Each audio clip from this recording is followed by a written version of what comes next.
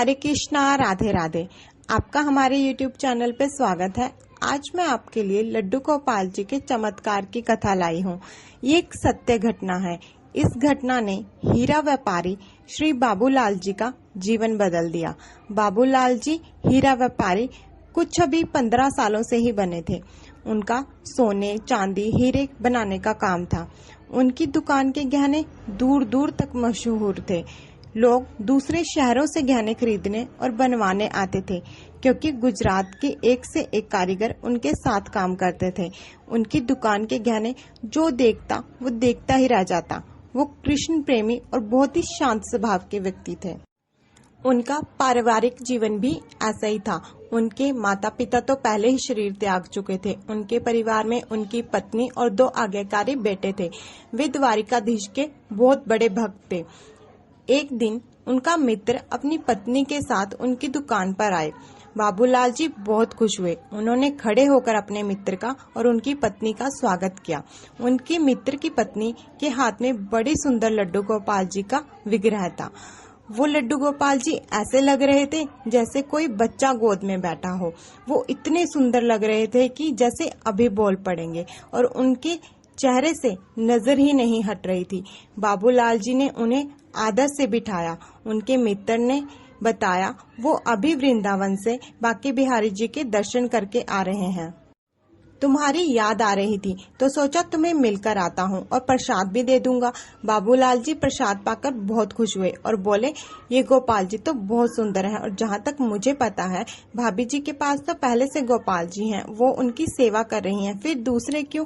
उनके मित्र बोले, जी भैया, इनके मिलने की कहानी तो बहुत ही आश्चर्य वाली है। सुनो, हमारे गोपाल जी को तो हम माता जी के पास छोड़कर वृंदावन गए थे। वृंदावन में बांके बिहारी जी के मंदिर के पास गोस्वामी जी के आश्रम में हम रुके। हम सबसे पहले बांके बिहारी जी के दर्शनों के लिए गए। बिहारी जी के मंदिर के बाहर प्रसाद लेते हुए ये हमें दिखे। इन्हें देखा तो ऐसा लगा कि ये कह रहे हैं, मुझे अपने साथ ले चलो। हमने ये सोचा कि हमारे पास तो गोपाल जी हैं ही, फिर हमने नहीं लिए। हम वहाँ 3 दिन रुके और ये रोज हमें दिखते, और हर बार ऐसा लगता कि ये कह रहे हैं मुझे साथ ले चलो, और हम ये सोचते गोपाल जी तो घर पर हैं ही। जिस दिन शाम की वापसी की टिकट थी उस दिन भी ये हमें दिखे, और ऐसा लग रहा था कि ये कह रहे हैं मेरे बिना वृंदावन से नहीं जा पाओगे। हमने फिर इनकी बात को अनसुनी कर दी। हमने सबके लिए प्रसाद खरीदा और वापसी की तैयारी कर ली। शाम की वापसी की ट्रेन थी। समय से हम स्टेशन पहुंचे, परंतु फिर भी हमारी ट्रेन छूट गई। हमारे पास और कोई रास्ता नहीं था। हमने अगले दिन की वापसी की दूसरी टिकट खरीदी। मथुरा स्टेशन से फिर वृंदावन आ गए। सोचा एक बार फिर बांके बिहारी जी के दर्शन कर लेते हैं। फिर हमें दोबारा से गोपाल जी दिखे और हमें गुस्से से बोले, मुझे साथ ले चलो, नहीं तो फिर ट्रेन छूट जाएगी। और भैया सुनो, हमें हर बार एक सा एहसास हो रहा था और हम हर बार इन्हें अनदेखा कर रहे थे। अंत में हमारी श्रीमती जी ने हमें अपने दिल का हाल बताया, और ये सुनकर तो मेरे रोंगटे खड़े हो गए, क्योंकि इनकी हर बात ऐसी थी जो मैं खुद अनुभव कर रहा था। और फिर हमने इन्हें ले लिया। बाबूलाल जी बोले, जय हो, इन्हें जिससे अपनी सेवा करवानी होती है करवा ही लेते हैं।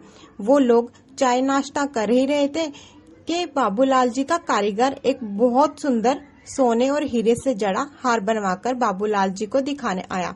बाबूलाल जी इस हार की कारीगरी देख ही रहे थे और अपने मित्र को बोले, ये द्वारिकाधीश के लिए बनवाया है, हार कैसा लगेगा ये देखने के लिए बाबूलाल जी ने वो हार लड्डू गोपाल जी के गले में डाल दिया और कहने लगे, देखो ये हार की शोभा लड्डू गोपाल जी के गले में डालकर कितनी बढ़ गई है। वो उन्हें देख रहे थे और मोहित हो रहे थे। वो लोग बातें कर ही रहे थे कि इतने में बाबूलाल जी की दुकान में शॉर्ट सर्किट हो गया और मीटर में आग लग गई। सब घबरा गए। आग बुझाने वाले यंत्र से मीटर की आग बुझाई गई और सब शांत हो गया। बाबूलाल जी ने बिजली विभाग और पुलिस को फोन कर दिया। पुलिस तुरंत आ गई। बाबूलाल जी ने अपने मित्र को विदा किया, क्योंकि दुकान में बहुत अंधेरा हो गया था। मित्र और उनकी पत्नी ने टैक्सी की और अपने घर की ओर चले गए। वो लोग भी बहुत डर गए थे। वो अपने घर की एरिया में पहुंचे तो वहां सीवरेज डल रही थी और खुदाई हो रही थी। टैक्सी वाला बोला, गाड़ी गली में नहीं जाएगी। वो बाहर रोड पर ही उतर गए और उन्होंने सोचा घर के लिए हाथ गाड़ी ले लेंगे। उनका सामान भी उनके साथ था। वो गलती से लड्डू गोपाल जी को टैक्सी में ही भूल गए। उन्होंने लड्डू गोपाल जी को टोकरी में बिठाकर फ्रंट सीट पर बिठा दिया था। टैक्सी वाला एक गरीब आदमी था, उसका नाम हीरा था। जब उसने टोकरी को देखा तो भूल का एहसास हुआ। वो वहीं गया जहां उसने सवारी को छोड़ा था, पर वो लोग उसे नहीं मिले। उसने इधर उधर पूछा, पर किसी को कुछ नहीं पता था, क्योंकि वो लोग मेन रोड पर ही उतर गए थे। घर किसी अंदर गली में होगा। हीरा ने टोकरी खोलकर देखी तो उसमें गोपाल जी थे। उसने सोचा, अब ये क्या करें। उसके पास कोई हल नहीं था। हीरा पूना का रहने वाला था। उसे आज अपने घर वापस जाना था। उसने सोचा, अगर ये विग्रह पुलिस में जमा करवा दे तो कोई देखभाल तो करेगा नहीं। वो टोकरी लेकर अपने घर पहुंचा। वहां उसकी पत्नी सुनीता ने अपने पति के हाथ में टोकरी देखी तो पूछा, इसमें क्या है। हीरा ने टोकरी सुनीता को दे दी। सुनीता ने टोकरी खोली तो हैरान रह गई और बड़े प्रेम और श्रद्धा से गोपाल जी को बाहर निकाला और जोर जोर से बोलने लगी, आप आ ही गए, आप आ ही गए, कितना इंतजार करवाया आपने। हीरा सुनीता की बात सुनकर हैरान रह गया। ये क्या बोल रही हो। उसकी पत्नी ने बोला, हाँ, मैं रोज कान्हा जी से प्रार्थना करती थी कि हमें अपनी सेवा का मौका दे। शादी को 8 साल हो गए, उन्होंने कोई बच्चा तो दिया नहीं, अपनी सेवा का मौका ही दे दे, और आज देखो उन्होंने मेरी कामना पूरी कर दी। सुनीता बहुत खुश थी। आज उसके गोपाल जी उसके पास आ गए थे। वो गोपाल जी को घर के मंदिर में ले गई।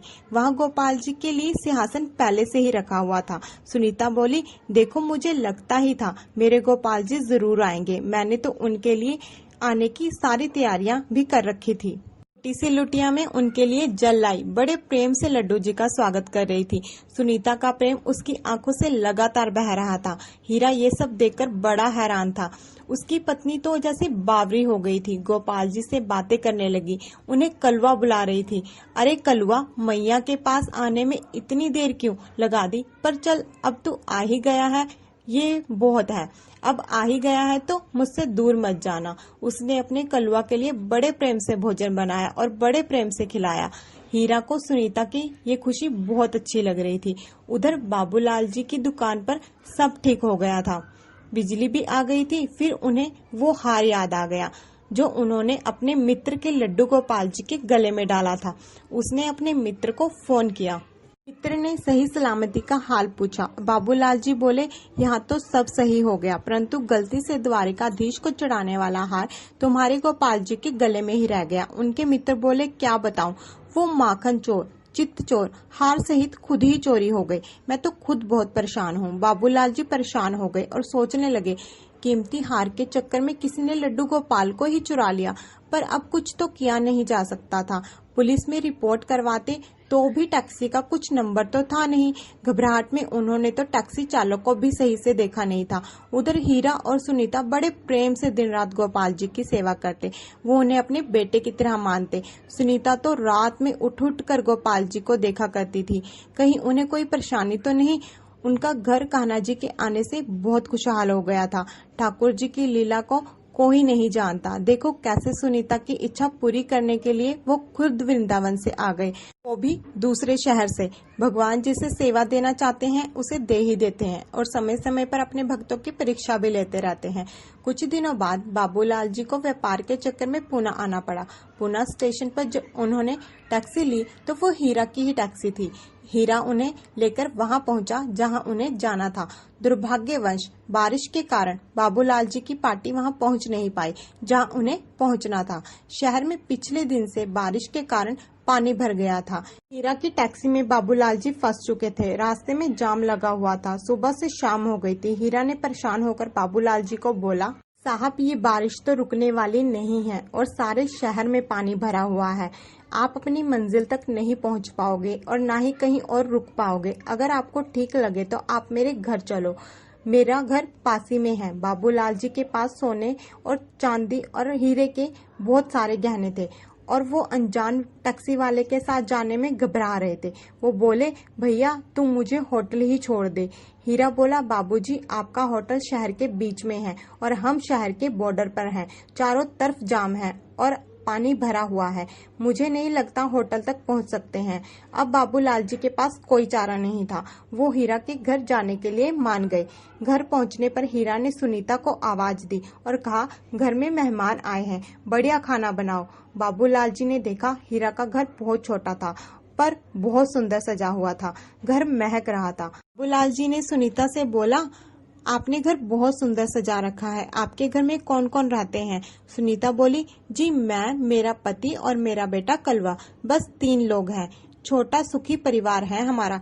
बाबूलाल जी बोले, बाहर बारिश हो रही है, बेटा कहाँ है आपका? सुनीता बोली, आओ मिलवाती हूँ आपको अपने बेटे से। ये कहकर वो उन्हें मंदिर की ओर ले गई और वहाँ गोपाल जी की ओर इशारा करके बोली, देखो ये है मेरा बेटा कलवा।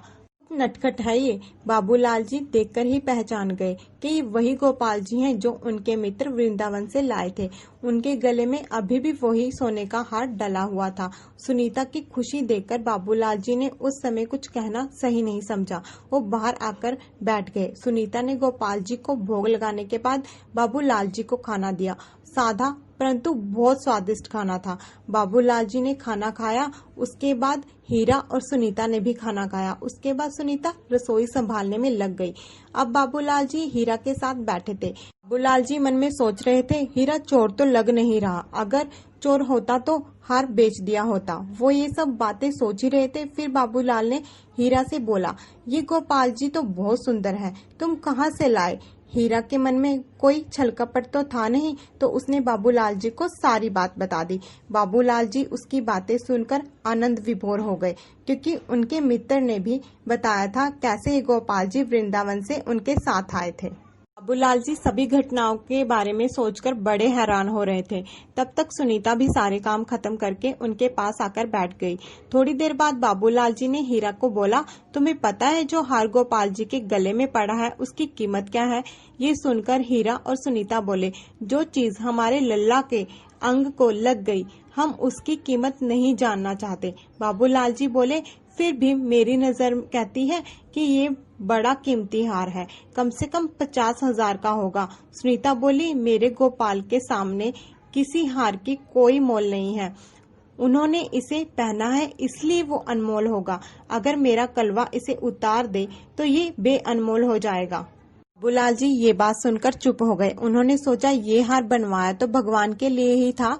द्वारकाधीश ना सही, गोपाल जी ही सही, धारण तो कर रखा है। रात को बारिश रुक गई। अगले दिन जब बाबूलाल जी चलने को तैयार हुए तब सुनीता बोली, पता नहीं कैसे कलवा का हार टूट गया। देखो तो सुनकर बाबूलाल जी और हीरा हैरान हो गए। कल रात तक तो सब सही था, फिर अचानक हार टूट कैसे गया? बाबूलाल जी ने हार देखा तो ऐसा लग रहा था जैसे किसी ने जबरदस्ती हार खींच कर तोड़ा हो। बाबूलाल जी ने सोचा, अगर मैं कह देता हूँ कि मैं हार ठीक करवा देता हूँ तो इन्हें लगेगा मेरी नियत हार में है, इसलिए वो कुछ नहीं बोले और चुप रहे। हीरा बोला, कोई बात नहीं, हम कलवा के लिए दूसरा हार लाएंगे। फिर हीरा बाबूलाल जी को होटल तक छोड़ने गया। होटल पहुंचकर बाबूलाल जी ने हीरा को पैसे दिए। बाबूलाल जी हीरा को रात को रुकने के लिए ज्यादा पैसे दे रहे थे, परंतु हीरा नहीं माना। बाबूलाल जी हीरा की नेकी देखकर बड़े खुश हुए और उन्हें धन्यवाद बोलकर अंदर जाने लगे। हीरा ने आवाज लगाई और बोला, आपका सामान रह गया है। बाबूलाल जी ने सामान उतार लिया और हीरा वहां से चला गया। और बाबूलाल जी होटल में अंदर जा ही रहे थे कि उन्हें महसूस हुआ कि उनके हाथ का बैग कुछ मोटा सा लग रहा है। बाबूलाल जी ने उसे खोलकर देखा तो उसमें 50,000 की गड्डी थी। बाबूलाल जी देखकर हैरान रह गए कि ये गड्डी मेरे बैग में कैसे आई। वो सारी बातों पर विचार करने लगे और अचानक उन्हें ऐसा लगा कि कान्हा जी ने उन्हें ये पैसे दिए हैं अपने हार की कीमत। उनकी आंखों से आंसू आ गए। जब तक मैंने निश्चल भाव से उन्हें हार धारण करवाया, उन्होंने धारण किया हुआ था। मैंने उन्हें पैसों का सुनाया, उन्होंने मेरा अभिमान तोड़ दिया, मुझे पैसे दे दिए और हार भी निकाल दिया।